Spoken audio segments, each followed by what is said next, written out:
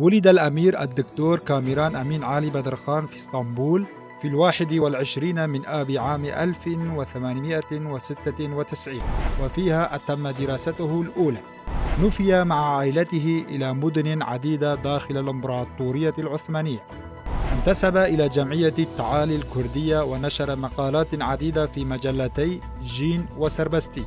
بعد الانقلاب العسكري بقيادة مصطفى كمال أتاتورك صدر بحقه حكم الإعدام، فرحل مع أخيه جلادت إلى ألمانيا، وهنالك درس الحقوق ثم عاد لممارسة النضال القومي التحرري.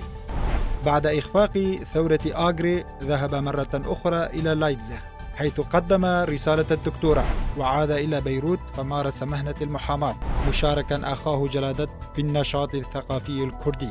عام 1943 أصدر صحيفتي روجانو وأستير.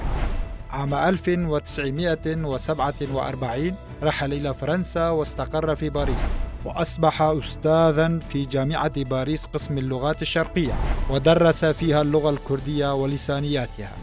أسس الدكتور كاميران مركز الدراسات الكردية في باريس، وأصبح مسؤولها المباشر. عام 1948 ذهب إلى الولايات المتحدة وقدم مذكرة إلى الأمين العام للأمم المتحدة حول حقوق الكرد والقضية الكردية.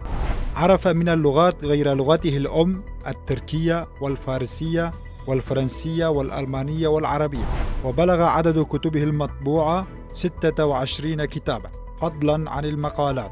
توفي الدكتور كاميران في 14 من كانون الأول عام 1978 في مدينة باريس.